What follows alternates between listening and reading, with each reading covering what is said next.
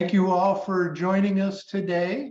I'm Rick Harnish. I'm the Executive Director of the High Speed Rail Alliance. And with me today is Chris Ott, our Deputy Director up in Madison, Wisconsin.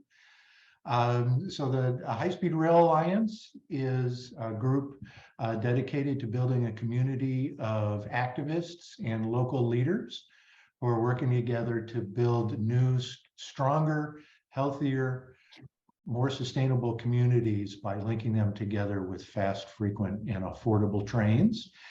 We're really excited about some progress that is happening at the federal level.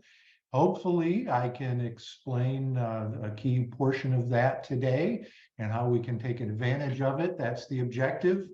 But first, I want to thank our sponsor for this event, Siemens. Has been a long-term supportive of our organization and high-speed rail in general, and we thank them very kindly for supporting our efforts to educate local leaders across the country. And we're looking forward to riding more of their trains as we progress through this these programs that I'm going to be talking about more today. So first, a little bit of background on our philosophy and what we're about to set the stage for helping to understand what we're describing today with the Corridor ID program and how it fits into our long-term objectives. So the reason I'm involved in this is threefold. One, when people can talk to each other talk to each other face to face in person more frequently, we have stronger ties between each other, whether that's families, and we've really spread our families out across the country, whether it's for educational opportunities or whether it's for business. Being there face to face really makes it more valuable. And trains have not only the ability to make it safer, more affordable, and more productive to travel, but you can talk to each other face to face while you're in motion, like these folks are on this TGV someplace in France. In the process, even though we will make travel easier and happen more often, we will reduce carbon emissions and other environmental impacts. And the cost of providing parking alone is incredibly expensive, but then the downstream effects of having to put more pipe in the ground to supply basic utilities and others makes government spending much higher when we force people to drive everywhere as opposed to making compact walkable communities. And high-speed rail can be a real catalyst towards creating these more walkable communities. So we believe in a national program. There is no way that a single state can do a good, high quality passenger rail system on its own. And once you cross a state line, it becomes a federal issue. So you need a federal program. That doesn't mean that we build new high-speed rail everywhere. It's going to take a mix, but certainly it does have to impact the entire country. So this is the scope of the federal highway network, which is a lot bigger than what you would think with the interstate highway system. And this happened in large part because local communities figured out how to work the system in order to get their piece of the network added into the federal program. And that's something that we need to do on the passenger rail side and freight rail side, is figure out how to help local communities get themselves into the federal program, which doesn't quite yet exist, but we made a huge step in that direction with the Infrastructure Investment and Jobs Act a couple of years ago. So it's okay to think big, it's okay to think national. In fact, I think it's necessary that we do that in order to achieve success. The other thing that's missing from the discussion typically is we have promoted passenger rail as a big city to big city program. But that's just a small fraction of the market, and it makes it difficult actually to create a program that links big cities to big cities. And we created this illustration to explain that in a simple way. So if you just look at Chicago to Indianapolis, there's not much opportunity to take that train. So maybe you can't quite, despite the fact that I think that this would be the best place to demonstrate the power of true high-speed rail in the Midwest, it's difficult on its own to understand why we need to build that new high-speed line.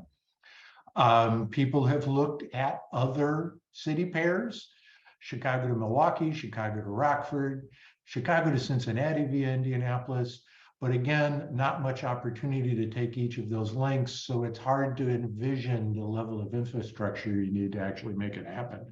But if you look at it as a system, suddenly there's a lot more opportunities to take each segment of that. And it becomes clear that if you could make that centerpiece, Chicago to Indianapolis, really fast and really frequent, it really brings a lot of juice to the entire system that makes it much more feasible to do the upgrades, either whether it's more frequent bus service or other things on the systems. So we really need to get to the point where we're talking about networks at a national level, a regional level, a state level, and then a municipal level, in order to get to a true program of what we need to invest to make passenger trains work in this country. We also think that trains and railroads are very versatile. You can put pieces together in different ways depending upon what your existing assets and your local needs are.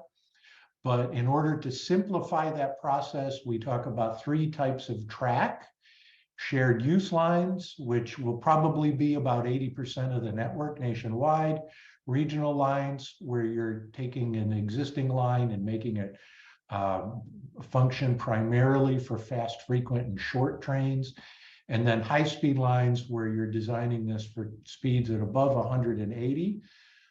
Some places in the world are currently designing for 250, and the fastest trains in the world right now that you can buy a ticket on are running at 217 miles an hour. Because of the challenges of running a high-speed train on shared use track, probably can't make the system work with trains going anywhere, but certainly high-speed trains can run on regional tracks and freight trains can run on regional tracks. But again, we need a big picture network plan in order to figure out how these pieces all work together. And because one of the frequent complaints that we get is, well, we can't build new high-speed rail everywhere. We could, if we chose to, by redirecting some funding from other sources. But really, the best analysis I've seen of where we should build new high-speed lines was put together by Alon Levy. And this is his map of where that seems to make sense. Not much planning really has been done on this, but this is where we're thinking in terms of where true high-speed rail should go. So we had a huge step that we went, that the federal government took in creating the infrastructure bill just a year and a half ago. And we now have new programs or better programs or better funded programs that can be used for building intercity passenger rail service. The challenge is, and I've used a fishing analogy in order to explain how this process works. And I meant to say at the beginning, if you have a question you think just can't wait, put it into the question and answer or the chat. Chris is watching those, and he will interrupt me if there's a question that I'm really being unclear, or maybe we'll do questions and answers at the end. But please put your questions as we go, so that in case there's something I really don't cover properly, we can Chris can bring that up and we can move that forward. But I frequently talk about the need for agencies to go fishing in order to get money and clean it, etc. And so there's these programs are basically like the federal government putting fish into lakes, and then you have to go and you have to catch the fish, you have to clean the fish, you have to cook the fish, and you got to put it on the table in order for that to be useful.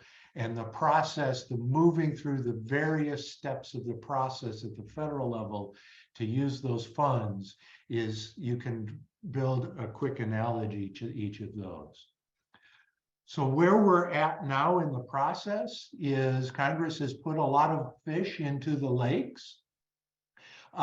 States and agencies need to go fishing for that by making applications. If you've caught the fish, that's basically obligating federal funds to go towards that program, that project. Then you've got to move into final design and construction. You've got to complete the project and you've got to get it launched in order for people to use it. And that's the essence of inviting people to the table to sit down and eat the fish. So today we're going to talk about one step of the application process, which is called the corridor ID process. So, but in the IIJA, they laid out a number of programs that agencies can go after. And each of those programs is structured slightly differently in terms of how it works and who's eligible to actually apply for those funds. And this is a chart of those programs, and there are others.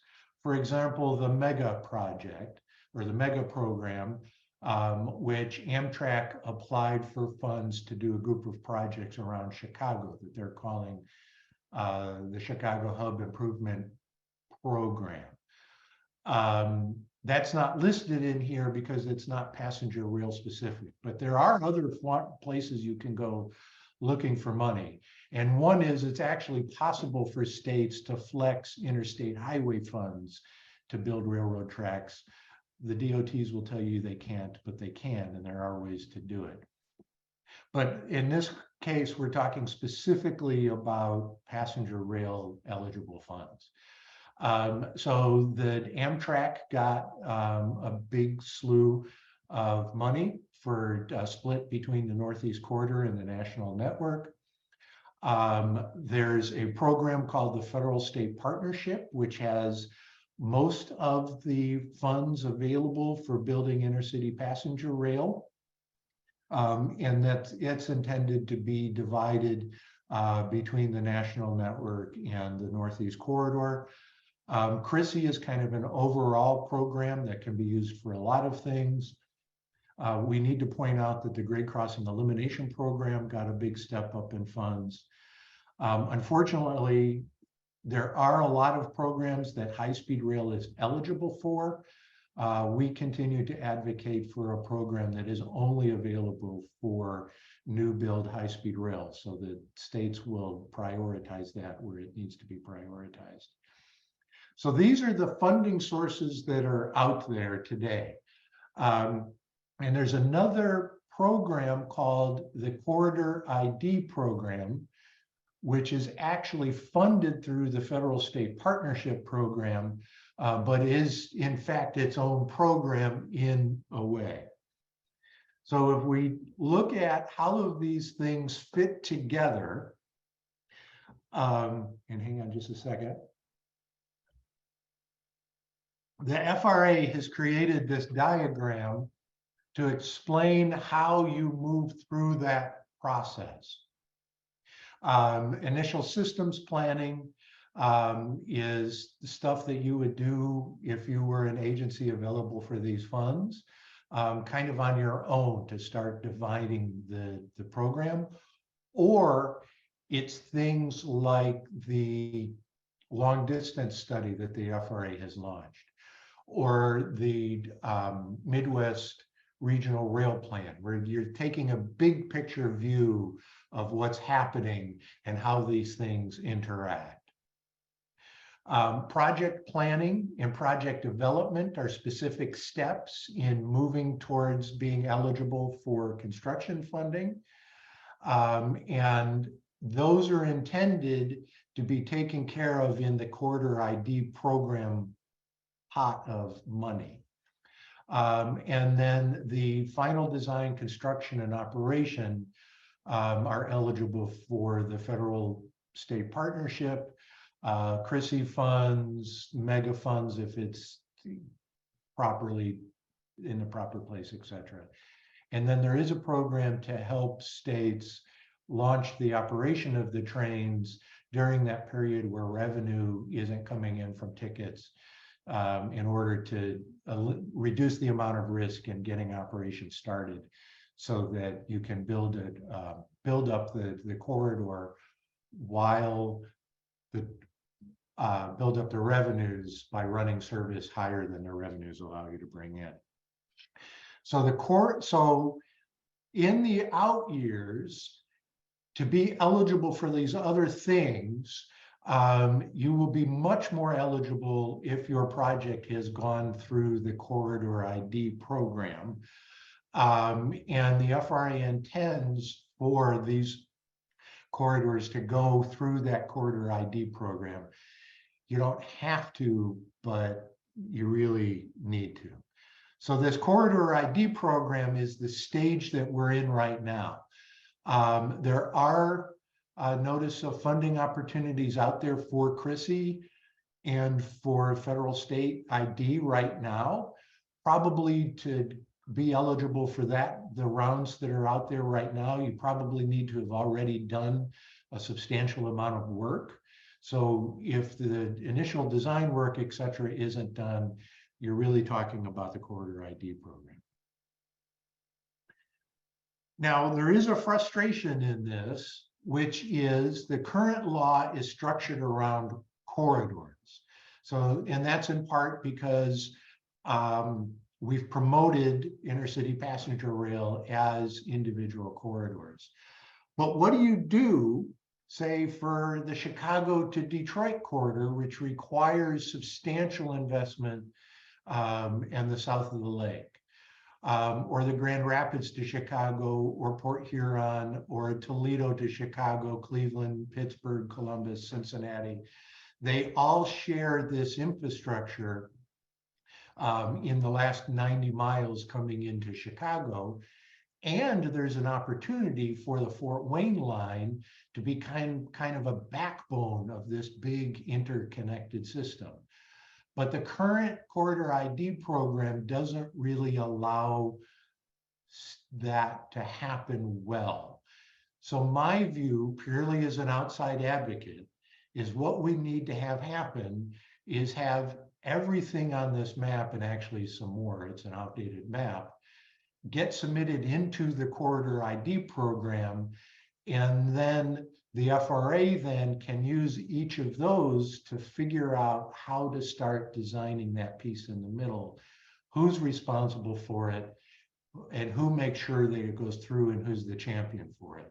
Because most of it's in the state of Indiana, but the benefits of it mostly outside, most of the burden of building it is Indiana, but the benefits of it accrue actually to states outside of this: Pennsylvania, New York, Kentucky, Tennessee, Georgia would all benefit from this infrastructure that's in Indiana.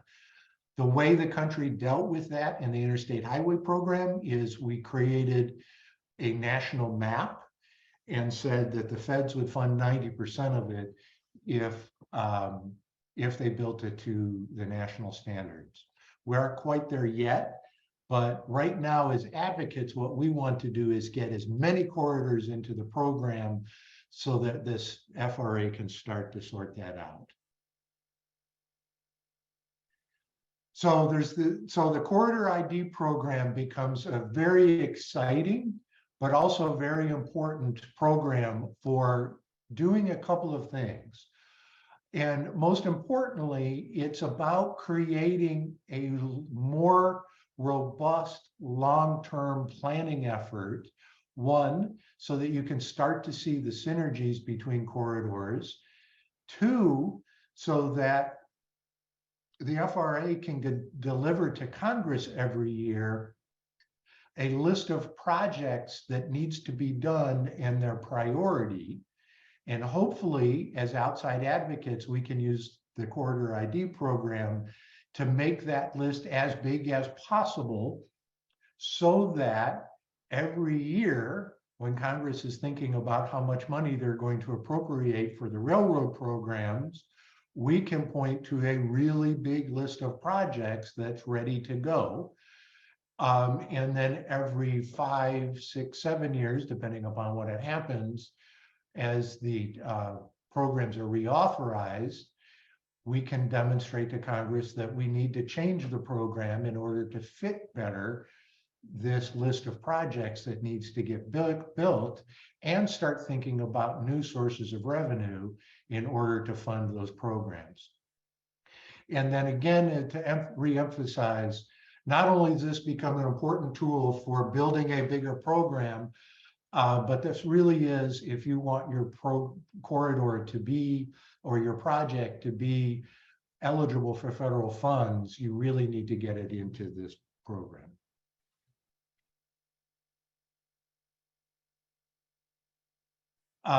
And Constance asked a question thank you, this is important. So is there a timeline? This is an ongoing program that is intended to go in perpetuity. There is an initial application for the first round of applications, which is March 27th, but they're going to have applications to join that program every year. So if the corridor that you really care about doesn't make it into the first round, there are additional opportunities to do that. And then I will address Paul's question in the next. So the timeline is, for the first round, it's March 27th to get the applications in, but then it continues to happen year after year. So who's eligible to make a application in the Corridor ID program? So, and this is the list. You've got Amtrak, states, groups of states working together, entities that are implementing interstate compacts. So the Midwest Interstate Passenger Rail Commission is implementing a compact of multiple states, so they're eligible to apply. Regional passenger rail authorities, so the authority that manages the Downeaster is able to apply. Regional planning organizations, so in our area, that is the policy committee of the Chicago Metropolitan Area Planning Agency, or the Chicago Metropolitan Area Agency for Planning, CMAP. Political subdivisions for states. Now, I read this to be cities. Not sure if I'm right, but I choose to read it that way. I also would think that Metra, who is an entity that operates passenger trains, might be eligible for this, and federally recognized tribes. So the point here being that a lot of entities are eligible for this funding. So it's better if the state is the lead on it, but it doesn't have to be the state, so that you can get the process started and moving as you're building the case for the state to be really involved in making it happen.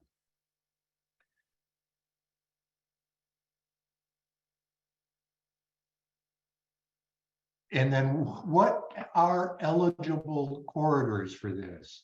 And again, it's pretty significant. So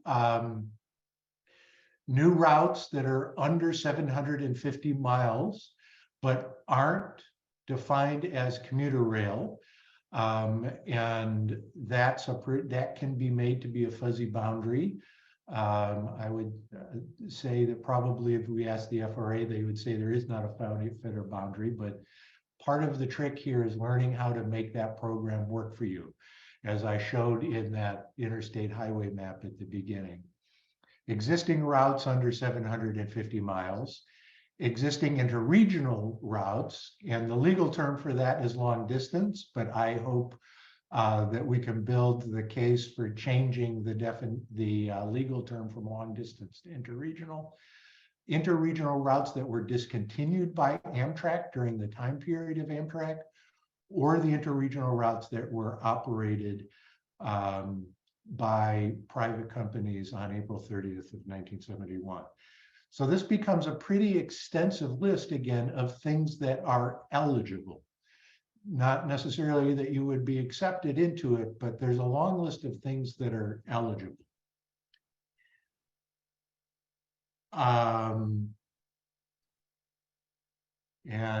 Since I brought up the Metra, and somebody is bringing up how might Metro relate to the Chicago to Waterloo program, I am going to say that this is purely my opinion, but it's a question to ask as you move through the process.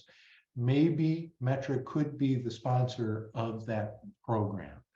Hopefully the states will work together to sponsor that corridor, but it's possible that a commuter rail agency, in my opinion, again, I want to flag in my opinion, but as advocates, one of the things we need to do is figure out how to take the existing laws and make it useful for as broad a range of projects as possible. It might be possible for a commuter rail entity to actually start working on an intercity route and be the lead on that project.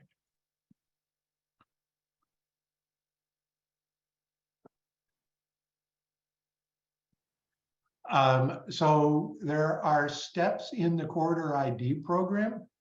The first step is to actually design the scope of the corridor and what work you're going to do to design that corridor. And then the second, after that step, if you choose to move forward, is to develop a service development plan. And then the third step is to actually begin developing the project. So, and I meant to combine these. So I'll go forward here, and then we'll go back to talk about those individually.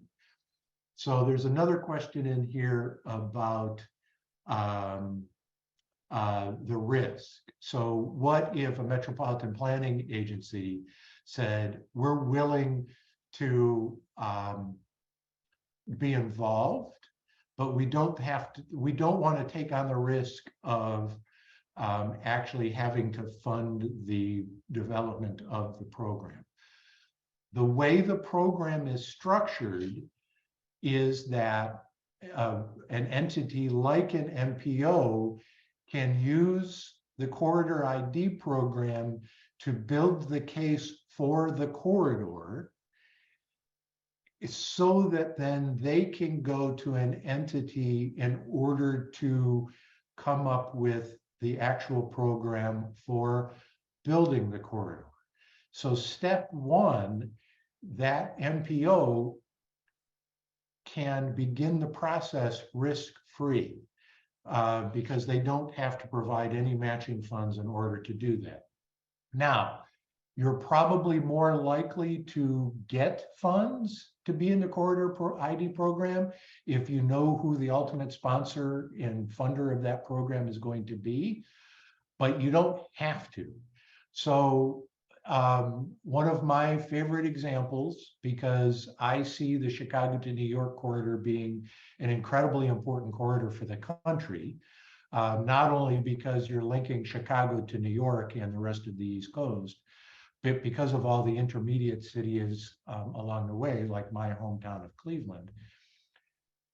The scope of understanding what needs to happen with the Chicago to New York corridor is pretty big.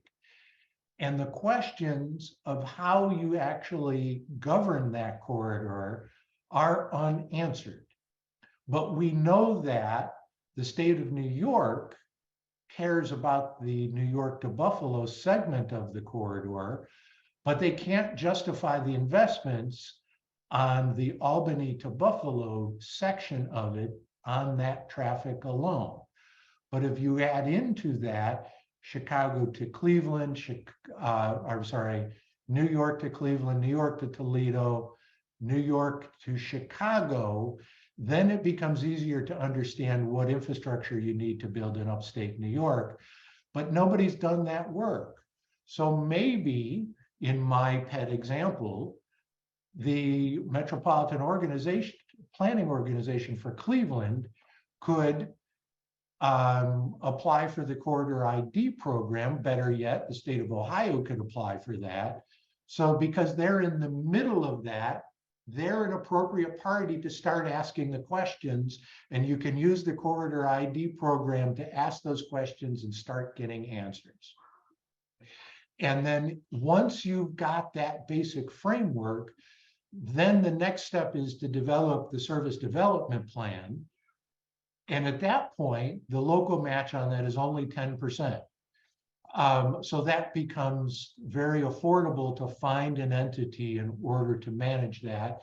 And maybe in that case, that is the state of Ohio, or maybe it's shared amongst the states, or maybe the city of Cleveland cares about being connected to the rest of the country enough that they do it on their own. And then the next step after that is project development, where you go through the actual initial engineering, you do the environmental clearance, you put together the program, and that's where you need to start finding a real match. So the Corridor ID program allows you at the local level to start building the case for your corridor and building the governance structure that's going to build that corridor. That makes it a very, very exciting program. And I want to point out in that service development plan, it may say in the plan that 20 years from now, we intend to have a new high-speed line with trains running every half hour as part of a network that connects these places 20 years from now. And then you can work phases back. So in the service development plan, you may say that in the first 5 years, we're going to build these improvements to the existing network. In this case, maybe a new bridge over the Calumet River, maybe a new bridge over the Maumee River in Toledo, maybe getting trains back into Cleveland Union Terminal, maybe blah, blah, blah, so that we can run 5 trains a day in order to start building a market as we do the design work, blah, blah, blah. So this Corridor ID program is really, really exciting, and we need to get as many corridors into this program as possible, again, so that the FRA can start to sort through this in a much more robust way. And then incredibly importantly, so we can build the case to Congress that there are real projects that will have real benefits that are in the pipeline that can be funded in a short period of time so that Congress will fund those projects.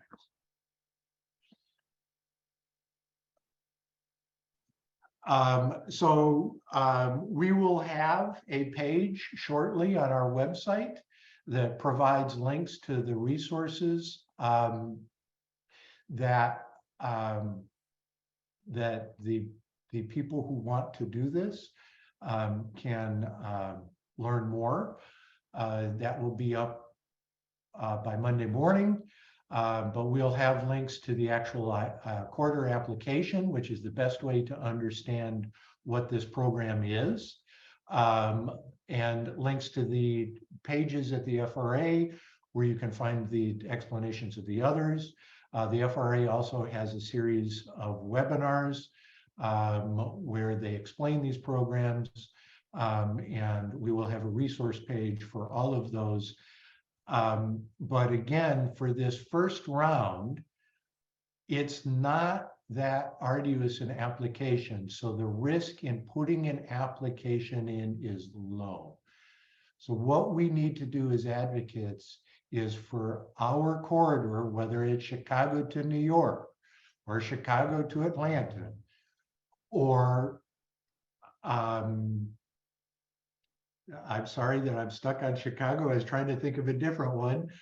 St. Paul to Dallas or some segment therein, our role is to get an entity that's eligible to apply for Corridor ID to apply for the Corridor ID program. Then that gives them the resources they need to build the basic structure of their proposal, and then use that to apply to actually start doing the service development plan. So this is very exciting. And again, this is my reading of the system. So if you're really interested, you need to dig in further. Don't take my word for it. I'm an outsider who's been in a number of meetings where the FRA has explained this and read the Corridor ID application notice. But I am not the expert by any means. But my reading of it is we have an opportunity of advocates to get local entities to start engaging in building the case for corridors all across the country. And we need to do that. And the first round of applications is due on March 27th. But next year in the spring, there will be another round so we can get the process started today to get folks into the program the next go round. So again, as a summary, what we want is getting the FRA flooded with project proposals, so that builds a much stronger case to Congress to funding a much bigger program, so that we can get this as a sustained and growing program across the country. We don't have the resource page up yet. We will at highspeedrail.us. And also in the newsletter, we will have a link to that resource page. And I want to thank again our sponsor, Siemens, and again, was really happy to ride one of the new Siemens cars in Midwest Service. Glad to see those out on the road as I'm out watching trains, and looking forward to riding a lot more of them across the country in years ahead. And thanks again to Siemens for all their support that they have given to us and the effort overall over the years. So Chris, are there any more questions that I didn't answer? Yes, there are a few. Thanks, Rick, and thanks everyone for joining us today and for your good questions. I have, as Rick said, been keeping an eye on the questions. I know that he got to some, but here are the ones that still remain. Greenie asks, are California corridors eligible for the Corridor ID program? Yes, California corridors, and there are lots of them, are in fact eligible for the Corridor ID program. California has one of those challenges where the law is designed around specific endpoints, but they have lots of overlapping infrastructure that needs to be done in a holistic way. For example, the LA Basin. But yes, California, and because they're one of the few states that has ongoing matching funds appropriated, they are actually more eligible than others. Okay. Moving along, I think you touched on this this comment from Paul, but let me it was earlier in the presentation, but let me bring it to your attention again. Paul wrote, the MPO in Dubuque, Iowa has agreed to issue an expression of interest letter in support of an application to the Corridor ID program, but because they're afraid of being obligated to spend money in the future, for which they have yet to plan, there's a noticeable lack of participation between Rockford and Galena. And also at least one county supervisor is dead set against rail in favor of four-laning US 20 in that section. He says there are a couple, or at least a couple of entities that are exploring being the applicant, but the deadline in March is coming up fast. Do you have any comments on that? So there is limited risk in getting it started in the program, and the stages are built in a way that it ramps up, so that if you build a case in the first stage, then you do have to find somebody to provide a little bit of funding. And then as you get into implementation, you have to find more. But it's really important that in a case like that, where we know and we don't know, but say you believe that an entity is going to be submitting for a portion of the corridor, but that entity might miss another portion of the corridor, it's important to get somebody to apply for that extension. So then the FRA can come to say, you know what, you two need to get together because this really does make more sense as one. So it really is important to get a local entity engaged as strongly as possible. Great. Let's this next question is about the freight railroads. Patrick asks, how do you get the big six or class 1 railroads to partner with passenger rail corridor developments? And he says some of the class 1s seem very hesitant or apathetic to Amtrak, for example. Are there financial benefits for these railroads that advocates should vocalize? So yes, there are certainly financial benefits to running passenger trains if the program is structured properly. We still don't have an agreement yet in this country of what properly is, and that's the ongoing debate. It needs to be fixed because there is a lot of freight that is moving by truck that should move by railroad. And the current federal regulations have resulted in railroad infrastructure constantly declining in freight moving to trucks. And we need to fix that. But that's part of the ongoing effort of building the case for passenger rail. Great. This next question touches on another dimension of this work, and it's racial equity. The questioner says, how should corridor ID plans include racial equity in their planning? Or how do we make sure that cities like Gary, Indiana, which could benefit from corridors, aren't left out of the routes and the benefits? The FRA has, I'm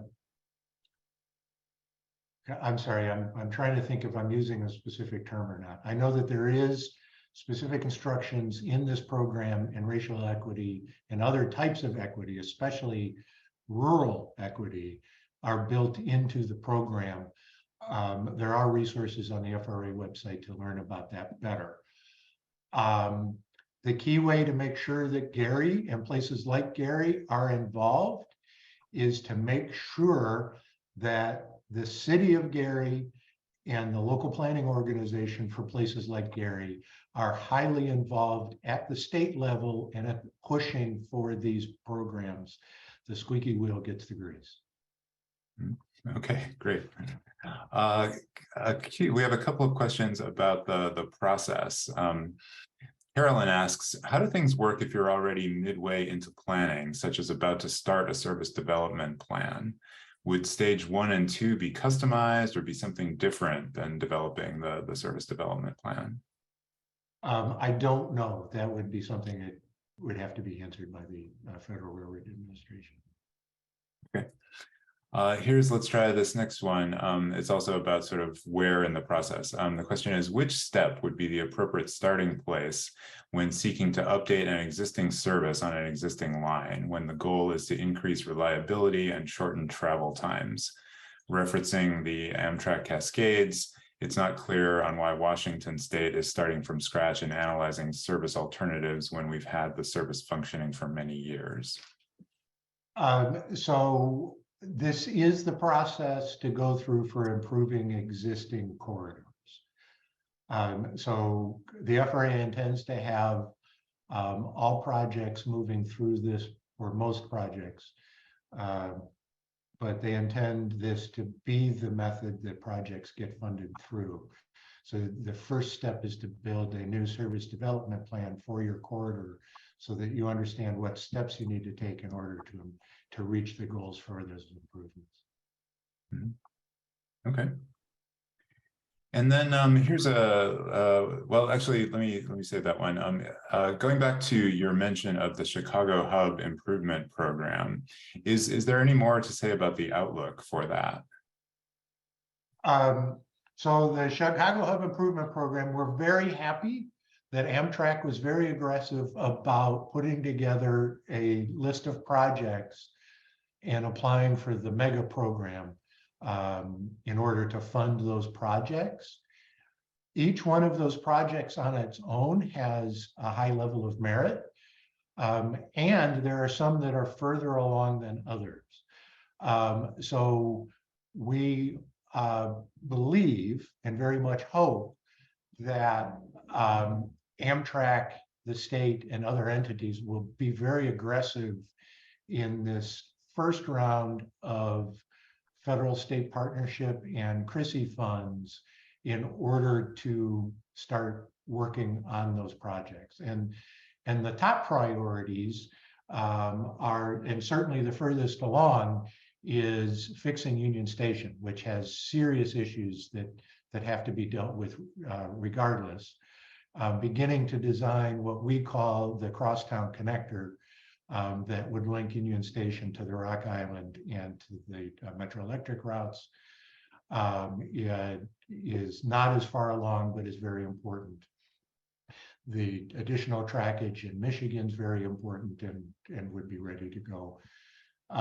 So we believe and hope that people will be applying for those funds initially. Okay.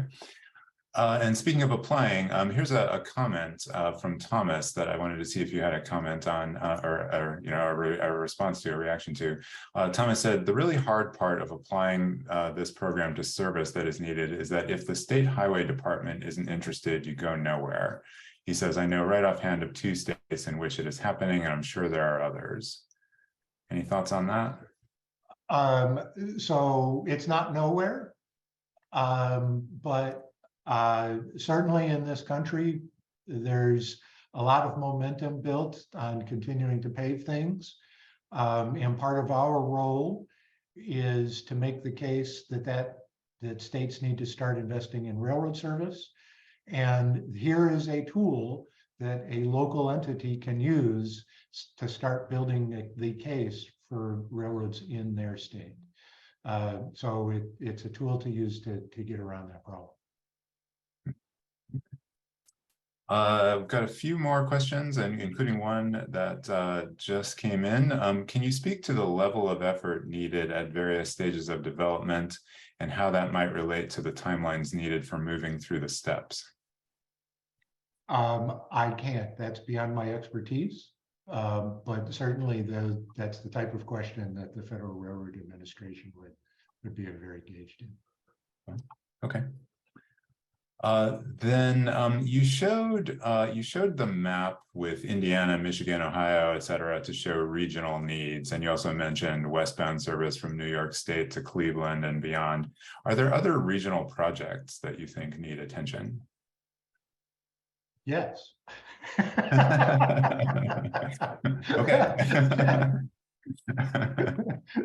Unfortunately, the list is very, very long.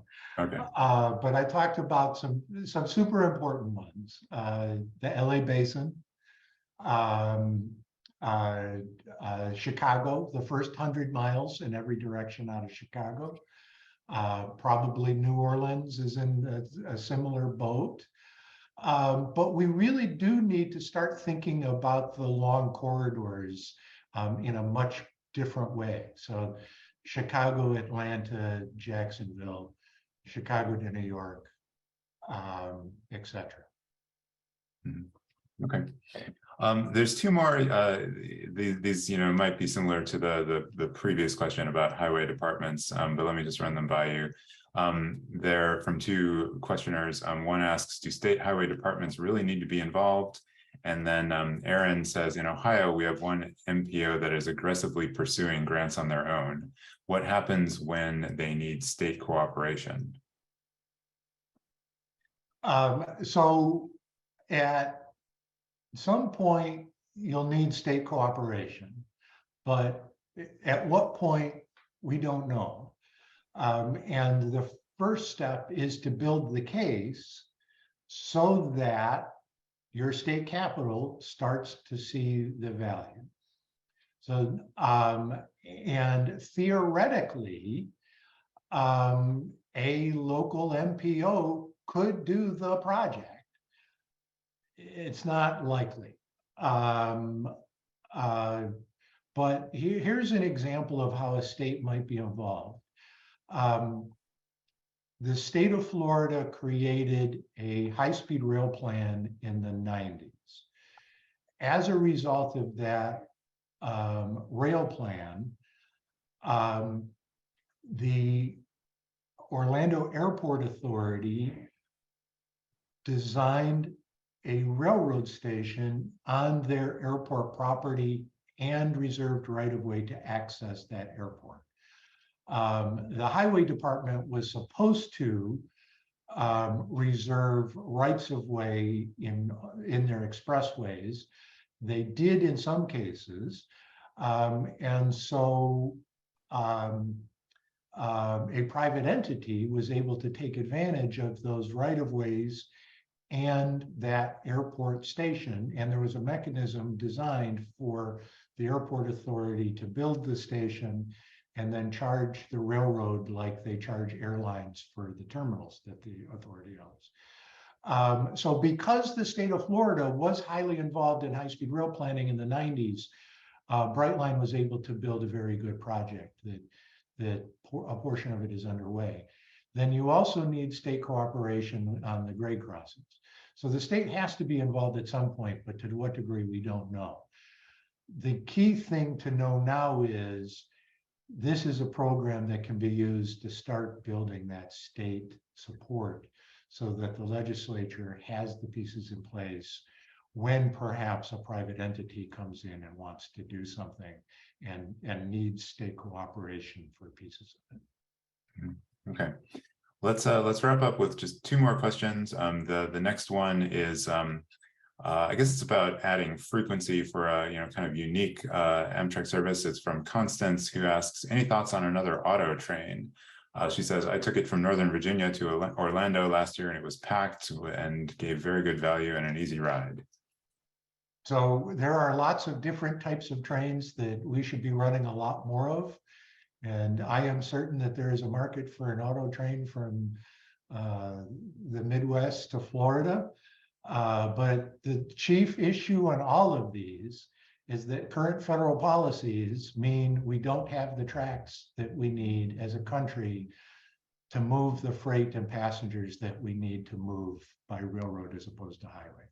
So the core issue is we've got to get states, local entities, pushing states to push the feds to invest more in railroad infrastructure so that we can run more trains as a country.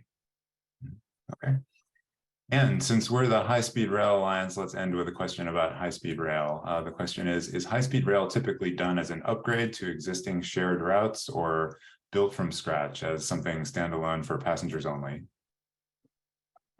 So every country has put the puzzle pieces together in different ways. The critical piece is that there are places where if you want passenger trains to be effective, there are places where you have to build new infrastructure where the trains are going 200 miles an hour, plus or minus, in order to create the frequency and the speed you need for the system as a whole. But in order to understand where to build those, you need a network map so you know what's feeding into that segment of high-speed rail. Okay, well, I think that's a wrap. Any concluding thoughts?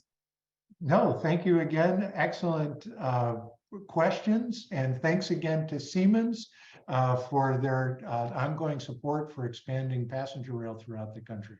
And again, watch our website and our newsletter in the next couple of days. We'll have links to the resources you need to learn more about this program. Thanks, Rick, and thanks, everyone. Yeah, thank you.